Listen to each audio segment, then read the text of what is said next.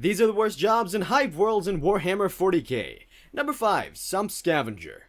Everything in the Hive drains down. Industrial waste, sewage, chemical runoff, bodies, all of it collects in the sumps, the vast underground lakes of toxic sludge that glow in the dark. And someone has to dive into that to recover valuable materials. Hive cities produce waste faster than any system can process. Billions of people, thousands of factories, millennia of runoff. It pools in ancient reservoirs at the absolute bottom.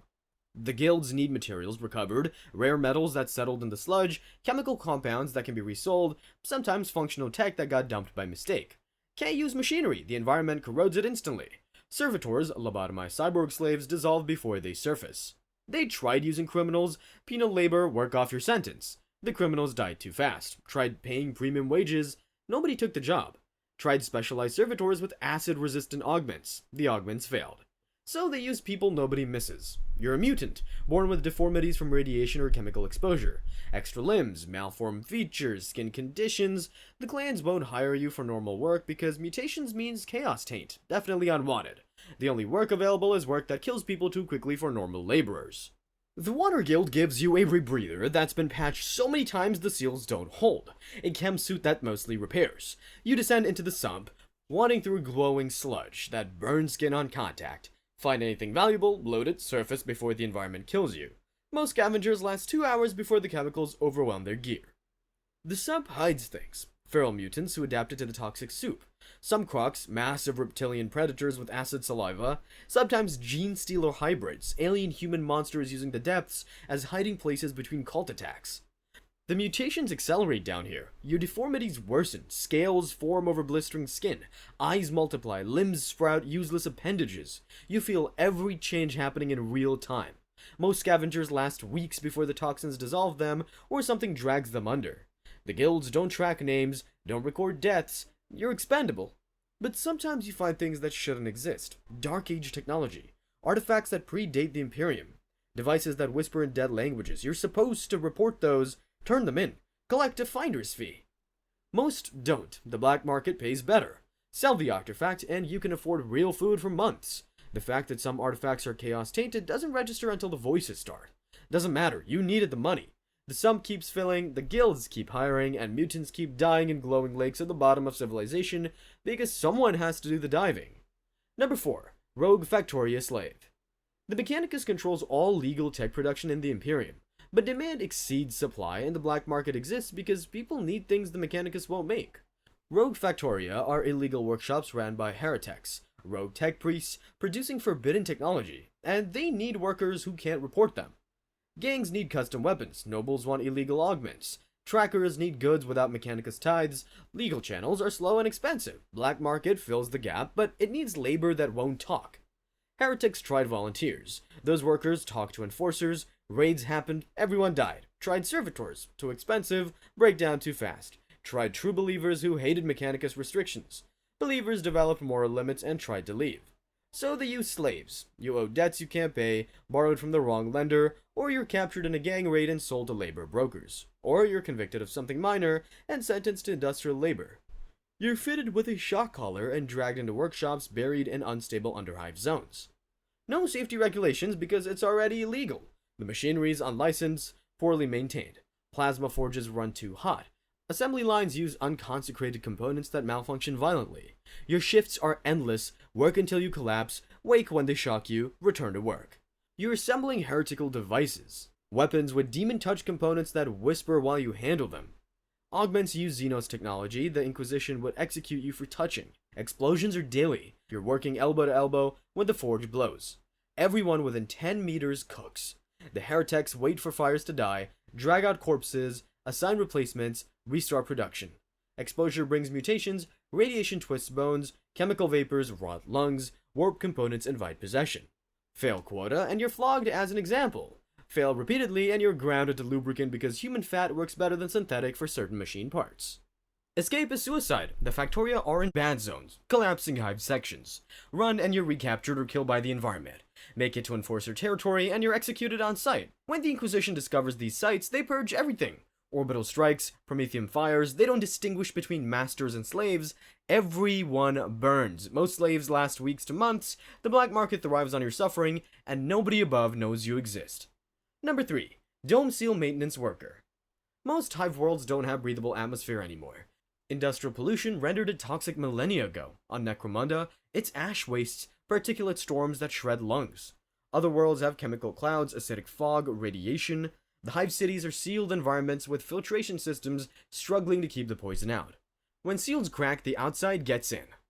The Mechanicus tried automated monitoring systems, sensors to detect seal degradation, servitors to patch breaches. The toxic atmosphere corrodes sensors faster than they can be replaced. Documentation from the original construction is lost. Nobody knows which seals are load-bearing and which are redundant. Tried using tech priests directly. Too valuable, too few. So they settled on regular humans with basic training and no alternatives. You end up here because you need work, or you were convicted of something minor, or your family has done it for generations. The training is minimal. Here's the sealant gun, here's one to replace gaskets, here's the prayer, don't breathe too deep. Your work happens in maintenance tunnels running along the Hive's outer shell, crawling through spaces barely wide enough for your shoulders where the seals meet the external structure. The seals were installed thousands of years ago and they're degrading constantly. Your patch cracks with sealant while toxic air seeps through. Replace corroded gaskets on blast doors. Check pressure readings that tell you how much poison is leaking in. You're breathing trace amounts of whatever's outside, ash particulate, chemical vapors, acidic mist. The protective gear is old rebreathers that don't seal properly. Your lungs accumulate damage with every shift. Scar tissue, chemical burns, black lung from ash exposure.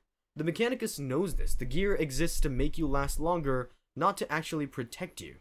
Then there's catastrophic failures. You're in the tunnel when the breach happens, choking on acidic fog. Skin blistering from chemical contact. If you're lucky, you make it to an emergency bulkhead before your lungs give out. If you're unlucky, the bulkhead seals you in to prevent contamination spread.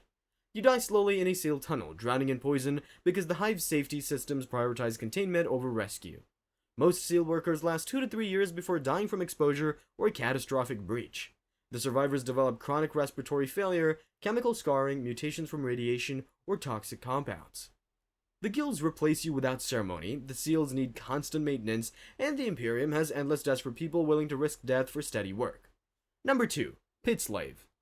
The nobility needs entertainment. The Underhive produces people nobody will miss. Put those together and you get the Fighting Pits, where humans are surgically converted into living weapons and forced to kill each other until they break. Fighting Pits exist because Hive nobles are bored. They've got wealth and power and nothing to do with it except find entertainment. Traditional gladiatorial combat is limited. Human fighters can only do so much. The guilds solve this with surgery, drugs, and slavery.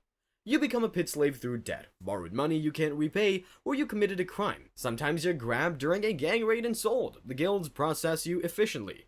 Intake, evaluation, surgery. No trial, no appeal. The surgery happens without anesthetic because pain is part of conditioning. They bolt weapons directly into your skeleton, chain blades where your hands used to be, drill fists wired into your nervous system, power claws that draw energy from your bioelectricity. So using them hurts. The augmentations are crude, painful, designed to make you dangerous while keeping you dependent. Then chemical conditioning. Daily drug injections that suppress complex thought while amplifying aggression. You're aware enough to understand what's happening, but incapable of resisting. That's deliberate. Nobles find distress entertaining. The conditioning breaks you systematically. Memories blur, personality erodes. What's left is rage and pain and knowledge you used to be something else. Win and you survive until next time. Win consistently and they give you more augmentations because successful fighters are valuable. Lose badly and you're vivisected immediately, augmentation stripped for reuse, remains sent to corpse processors. The pits have operated for thousands of years. They're profitable. Nobles are entertained, the Underhive keeps producing desperate people. Nobody intervenes because the Imperium has bigger problems than what happens to debtors in the lower Hive. Number 1. Dome Runner. If pit slavery breaks you through force, dome running breaks you through what you witness. The Underhive is a labyrinth of abandoned sections, collapsed domes, and bad zones where the structure is actively failing. Navigation is nearly impossible without guides. Gangs need guides because the Underhives hide salvage, forgotten tech, and rival territories worth raiding. Dome runners are those guides, people desperate or skilled enough to lead expeditions through hell for a cut of the loot. You're an Underhive native with mental maps of routes that shift constantly as the structure collapses and reforms. Former ganger, maybe, or an outcast who survived long enough to learn the paths. Gangs hire you because you know where the radiation pools, where the structure is unstable, where the mutant packs nest, where the gene stealer cults hide.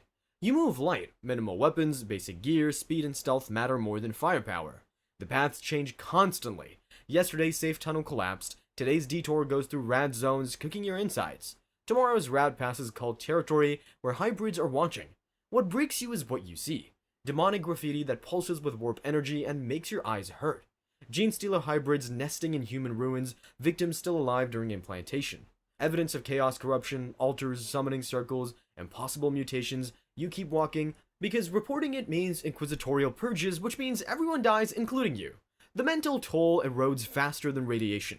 Paranoia is survival. You're constantly evaluating whether the gang plans to betray you. Gangs use runners as bait for traps, abandon you when you slow them down, kill you after the job to avoid paying.